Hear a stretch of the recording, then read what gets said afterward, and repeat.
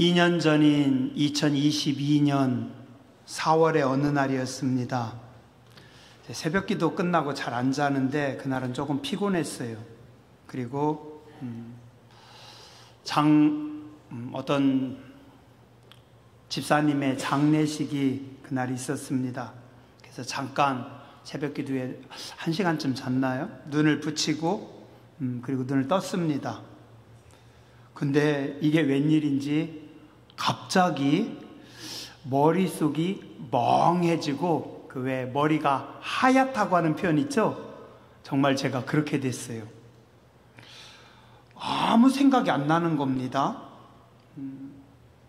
일정을 확인하고 돌아가신 집사님의 성함을 보는데 그때 제가 그 교회 한 6년쯤 있었으니까, 그리고 또 그 집사님 한 6년쯤 만났으니까 잘 알죠. 집사님의 성함이 너무 낯설게 느껴지는 겁니다. 발인 예배를 그날 드려야 되는데 발인, 입관, 화장이라고 하는 단어가 너무 생소하게 느껴져요. 아니, 목사가 제가 장례를 몇 번 치렀는데 이렇게 생소할까? 아내에게 이야기했어요. 여보, 나 오늘 이상해. 아무것도 기억이 안 나. 근데 다행히 아내와 애들 이름은 기억이 나는 겁니다. 장모님 성함을 물어보는데 모르겠어요. 생각이 안 나요. 장모님 성함 원래 내가 몰랐었나? 생각이 안 나는 겁니다. 간신히 발인 예배 드리고 그때 부목사님 계셔서 부목사님에게 화장터 좀 가달라고 부탁하고 바로 병원으로 갔어요. 병원에 가서 이것저것 사진을 찍고 정밀 검사를 했는데 그리고 선생님이 저에게 이야기하기를 뇌에 아무 문제가 없대요. 그리고 또 어떤 징후도 없고 아마도 극심한 스트레스로 인한 일시적인 현상일 수 있다고 하더라고요. 그때 좀 마음이 좀 힘든 일들이 있었어요. 그렇다고 이럴 수가 있을까? 시간이 지나면서 좀 보자고 했는데 다행히 그 뒤로는 아직까지 그런 일이 없어요. 그리고 기억이 하나하나 돌아오더라고요.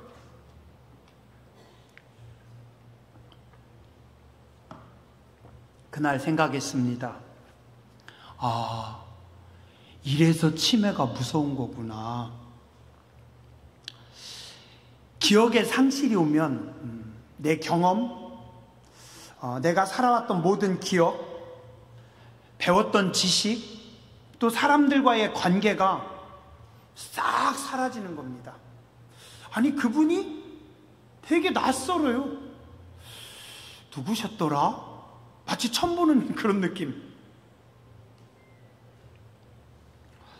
만약에 내 가족이나 친구들, 주변 분들을 내가 기억하지 못한다면, 그분들과의 관계, 경험, 모든 지식들이 다 사라진다면 나라는 존재는 뭐지? 진짜 그때 심각하게 다가왔어요. 나는 뭘까? 내 주변을 다 잊어버리면 그럼 난 뭐지? 그날 이후로 삶에 대해서 한 번 더 생각해보고 어른들이 기억을 잘 못하시는 거 보면서 좀 이렇게 더 마음이 아프더라고요. 분명하게 깨달은 게 하나 있습니다. 내 것은 아무것도 없구나. 심지어는 내 기억조차도, 내 경험조차도, 내가 가지고 있는 지식조차도 이게 내 거 아니구나.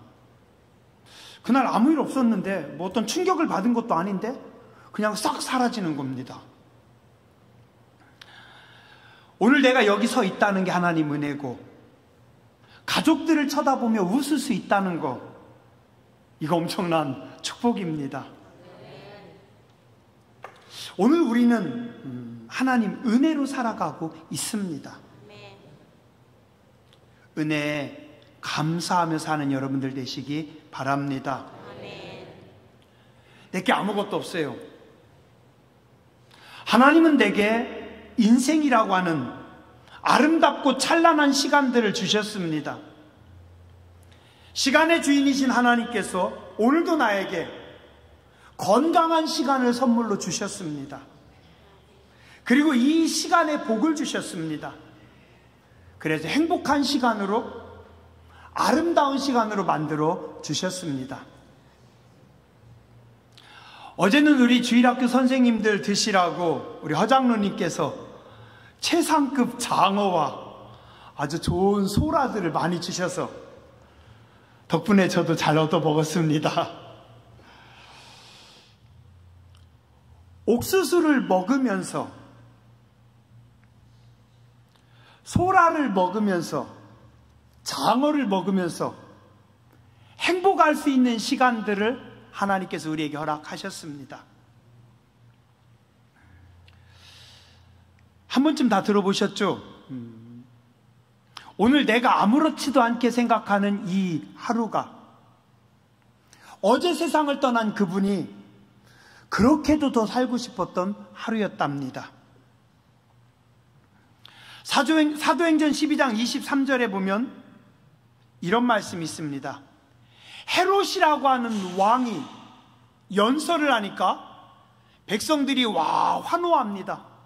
이건 사람의 소리가 아니라 신의 소리라고 찬사합니다. 그랬더니 헤롯이 우쭐합니다. 아주 기분이 좋았어요. 그때 말씀합니다. 헤롯이 영광을 하나님께로 돌리지 아니하므로 주의 사자가 고치니 벌레에게 먹혀 죽으니라. 왕이었지만 하나님의 사자가 쳤더니 벌레에게 먹혀서 죽었다라고 성경 말씀하고 있습니다. 생명의 주인은 하나님이십니다.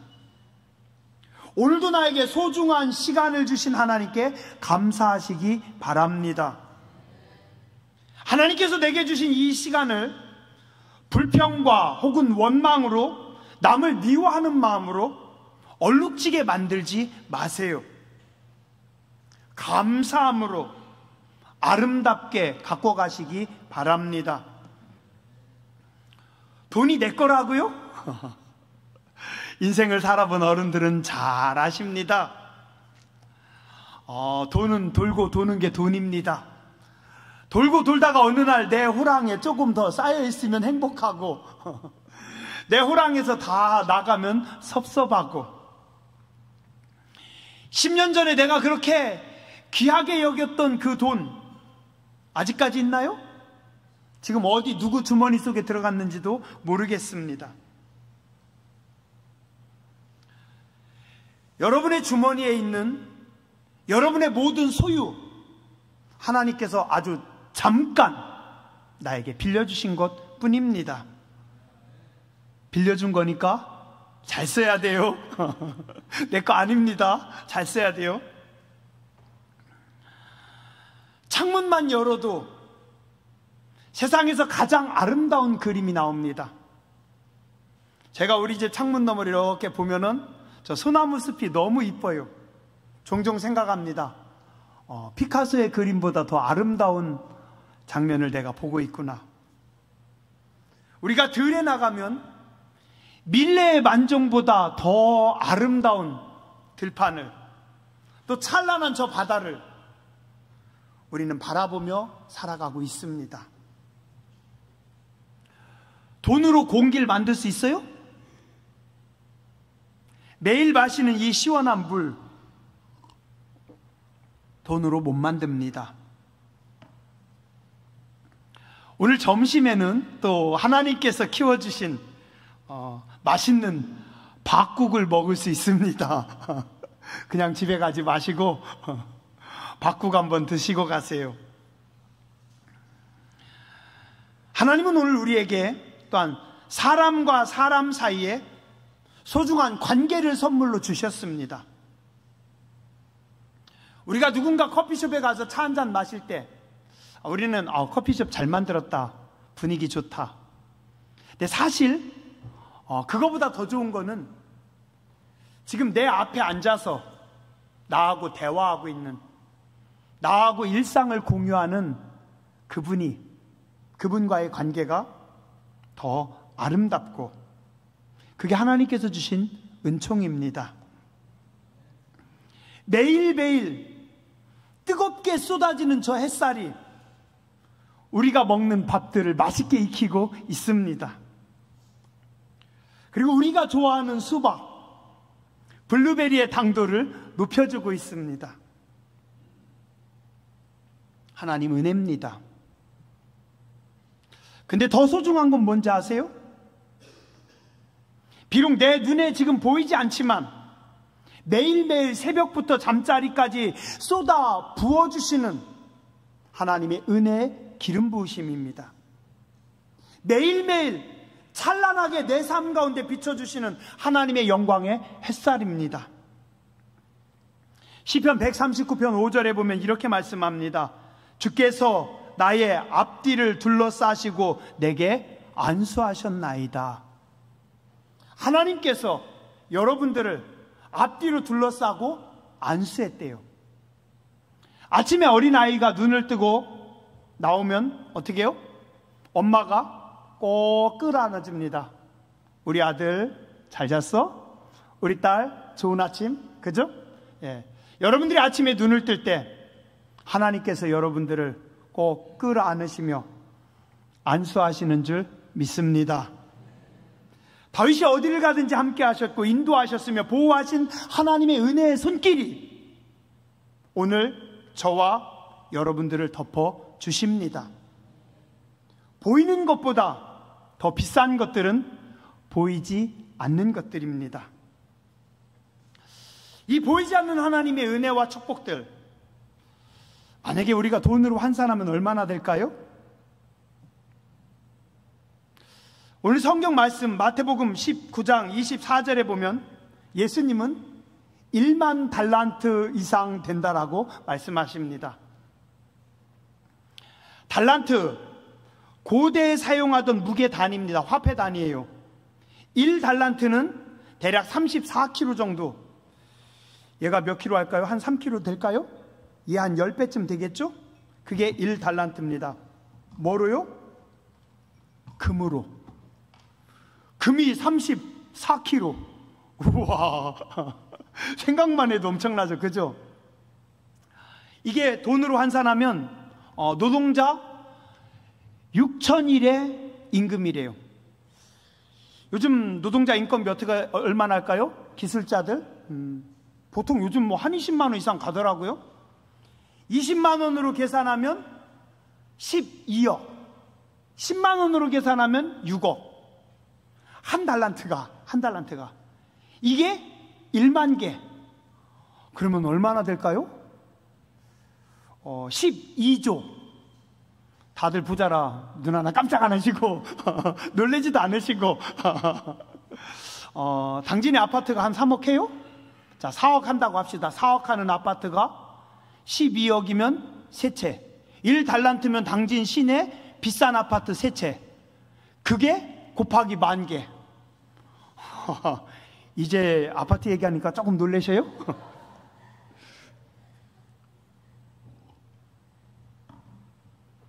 혹시 여러분 중에 그 정도 가지고 계신 분 있으세요?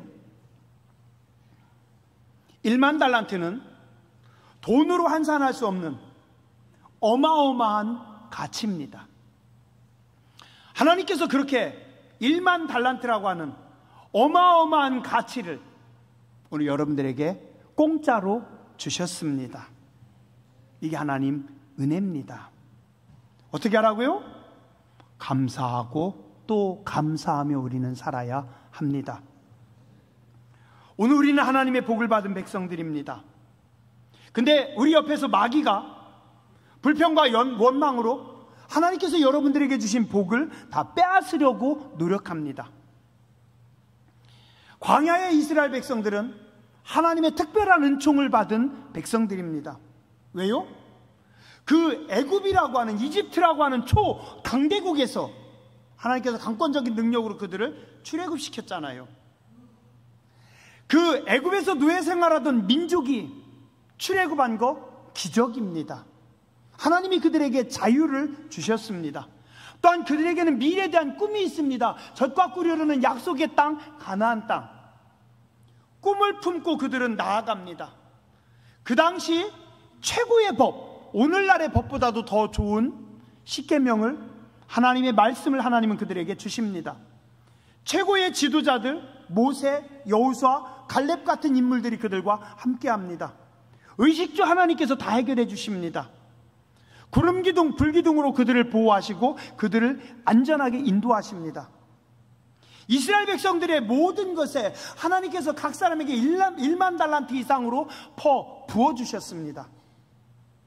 근데 그들은 하나님이 주신 큰 축복과 은혜는 기억하지 못하고 아주 작은 거 맨날 만나 먹으니까 이거 만나도 좀 지겨운데 만나를 하찮게 여깁니다. 고기 먹고 싶다니까요. 다른 고기도, 이왕이면 마늘도 좀, 이왕이면 부추도 좀. 너무 덥잖아요. 맨날 모래만 쳐다보며 살잖아요. 물이 없잖아요. 저들이 얼마나 강한데.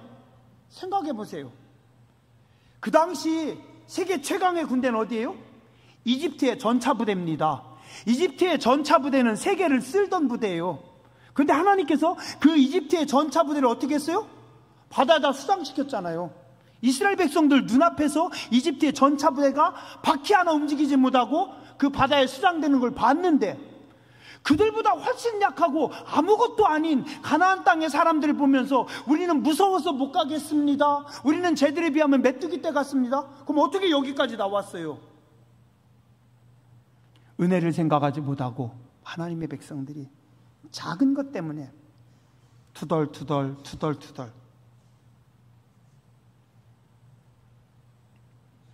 이게 마귀 작품입니다. 그래서 이스라엘 백성들은 1만 달란트의 복을 받고서도 아주 소소한 작은 것들 때문에 감사하지 못하고 불평하고 원망하다가 출애굽 1세대는 그 젖과 꿀이 흐르는 땅을 밟지 못합니다. 하나님의 축복을 마귀에게 다 빼앗겨버리고 마는 겁니다. 하나님의 백성들은 믿음의 눈으로 바라보는 겁니다. 하나님의 말씀으로 해석하는 겁니다. 은혜의 귀로 하나님의 음성을 듣는 겁니다. 오늘 여러분들이 하나님이 주신 크신 1만 달란트의 은혜 감사하는 분들 되시기 바랍니다. 또한 오늘 우리는 은혜를 베풀며 살아야 됩니다. 1만 달란트가 12조 원 정도의 가치가 있다고 했습니다. 돈으로 환산할 수 없는 어마어마한 가치입니다. 자, 그런데 이걸 어떻게 갚아요? 종이 매달립니다. 용서해 주세요. 내가 꼭 갚을게요. 어떻게든지 갚을게요. 매달리는 종을 보면서 주인이 어떻게 해요? 왕이 불쌍한 겁니다. 그래서 오늘 여기 성경에 보면 뭐라고요? 불쌍히 여겨. 이 단어가 기가 막힌 단어입니다. 이 단어가요 신약 성경에 11번 나오는 단어입니다. 예수님께서 말씀하실 때 불쌍히 여겨, 불쌍히 여겨. 원어로는 스프랑크 니조마이라고 합니다. 이 말의 뜻이 뭐냐면 이 시대 헬라 사람들은 사람의 마음이 내장에 있다라고 생각을 했어요. 여러분들은 마음이 어디 있다고 생각하세요? 내 마음 어디 있습니까? 집에 놓고 오셨어요? 내 마음 심장 속에 있다고요? 많은 사람들이 그럽니다. 심장이 있다고? 어떤 사람은 머릿속에 있다고? 모르겠어요. 천국 가면 여러분들이 물어보세요. 고대 이 사람들은 마음이 내장 속에 있다고 했어요. 내장 속에. 그래서 속상한 일이 있고 마음 아픈 일이 있으면 어떻게 해요? 속이 끊어지는 겁니다. 속이 상하는 겁니다. 애간장이 녹는 겁니다. 우리도 그런 이야기 있죠? 단장의 아픔이라고. 장이 끊어지는 것 같은 아픔. 자, 마음이 오장육부 내장 속에 들어있는데 마음이 너무 아파서 그냥 장이 다 끊어지는 것 같은 그런 통증. 이게 뭐예요? 이게 죄인들을 향한, 병든 자들을 향한, 배고픈 자들을 향한, 연약한 자들을 향한 예수님의 마음이라고 성경은 말씀하고 있습니다. 그들을 불쌍히 여기사, 그들을 불쌍히 여기사. 이게 스프랑크 니조마이고 속이 먹먹한, 장이 끊어지는 것 같은 그런 아픔입니다. 왕이 그를 보고서 그래, 그리고 네 옆에 네 아내가 무슨 죄니? 네 자식들이 무슨 죄니? 매달리는 신하를 보면서 불쌍히 여겨서 용서해 줬더니 이 사람이 가가지고 자기에게 100데나리온 지은 사람의 멱살을 잡아 흔들다가 그 돈을 안 갚는다고 감옥에다 갖다 집어넣는 거예요. 100데나리온은 얼마일까요? 100일 품삯입니다. 하루 품삯 20만 원으로 따진다면 2천만 원 정도. 2천만 원도 큰 돈이죠, 그죠? 저도 누가 그런 적 없지만 만약에 저한테 2천만 원 꿔가고 안 갚으면 맨날 쫓아다닐 것 같아요. 내 돈 2천만 원, 내 돈 2천만 원. 야, 그 돈이 무슨 돈인데? 야, 2천만 원이 장난이니? 빨리 내놔. 빨리 안 내놓는다고? 안 갚는다고? 좀 본때를 보여줘야 갚을 거 아니에요. 좀 경찰을 부르든지 아니면 집어 넣는다고 하면 그래도 좀 어떻게 땡겨올 거 아니겠어요? 2천만 원 작은 돈 아닙니다. 이해는 됩니다. 이해는 되지만 다시 생각해보면 하나님은 나에게 1만 달란트를 주셨는데 우린 1만 달란트의 빚을 진 사람인데 야, 그거 2천만 원 너는 못 참아가지고 그걸 용서하지 못해서 그 사람 갖다 감옥에 집어넣니? 오늘 말씀 이겁니다. 어렵죠? 왜 이런 말씀을 주님은 하셔가지고 저도 어렵습니다. 솔직히 누가 저한테 2천만 원 안 갚으면 나 가만히 못 있을 것 같은데 주님 말씀하십니다. 나는 너에게 1만 달란트의 은혜를 줬어. 용서해. 말씀하시는 겁니다.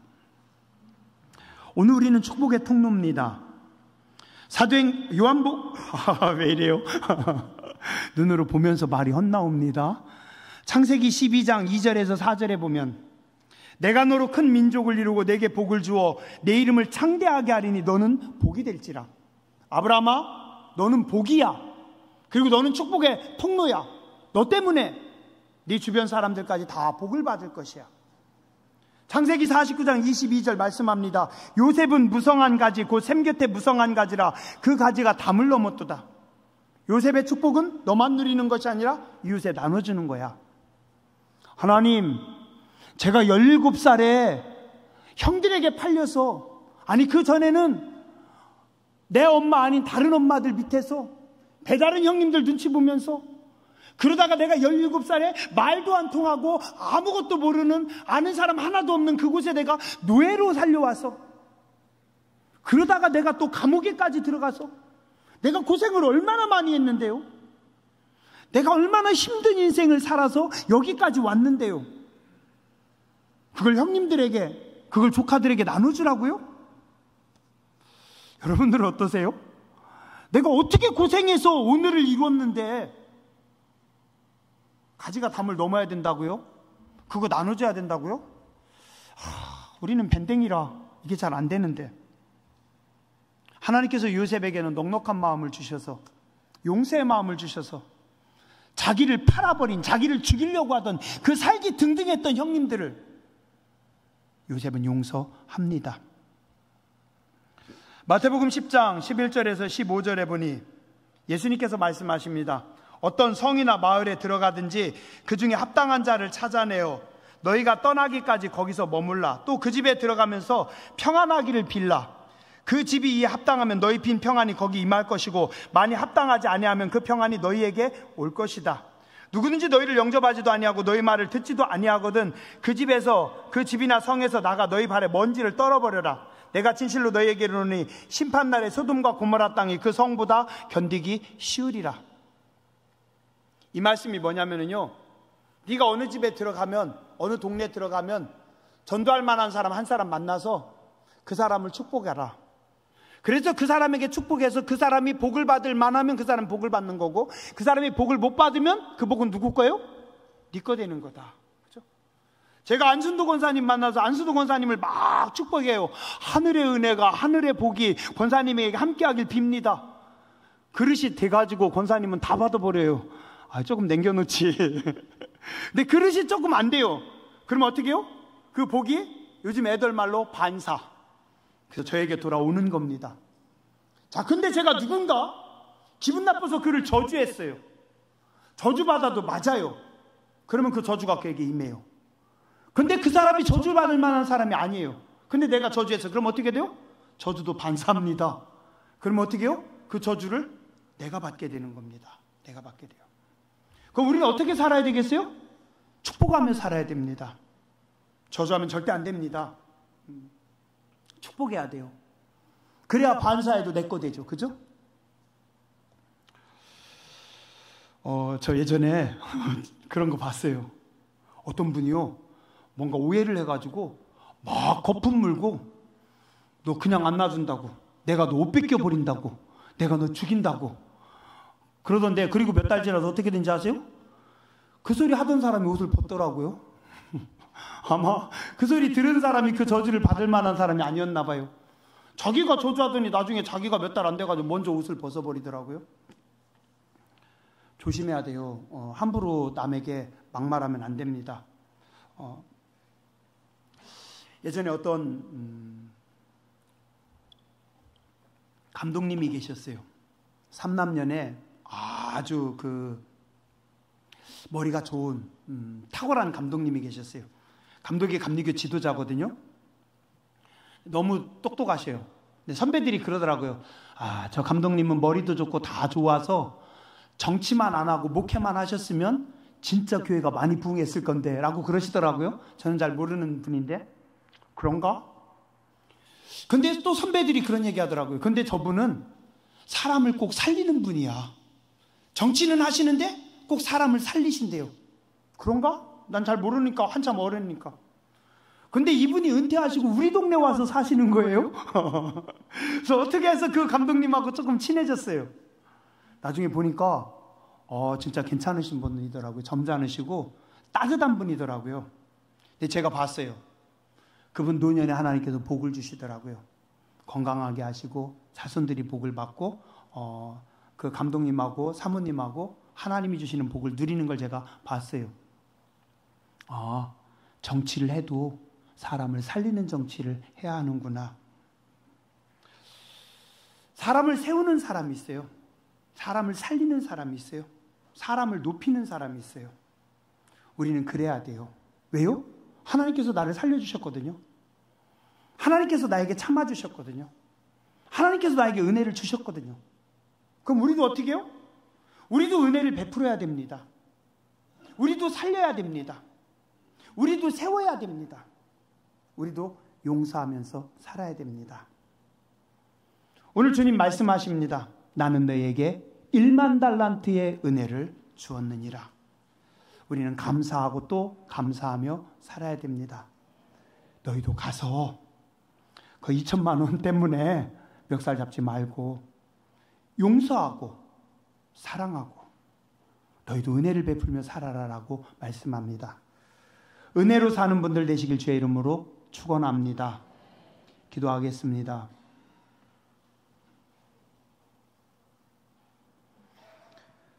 내가 너희를 불쌍히 여김과 같이 너희도 네 동료를 불쌍히 여김이 마땅하다. 70번씩 7번이라도 용서하라고 말씀하신 하나님, 은혜를 기억하게 해주시고 우리도 은혜를 전하고 나누며 살아가는 삶이 되게 하여 주시옵소서. 생명을 살리고 영혼을 살리고 사람들을 세우고 함께 은혜와 기쁨을 나누는 거룩한 교회, 복된 교회, 귀한 성도님들 되게 하여 주시옵소서. 존귀하신 주님 예수님 이름으로 감사하며 간절히 기도드렸습니다. 아멘.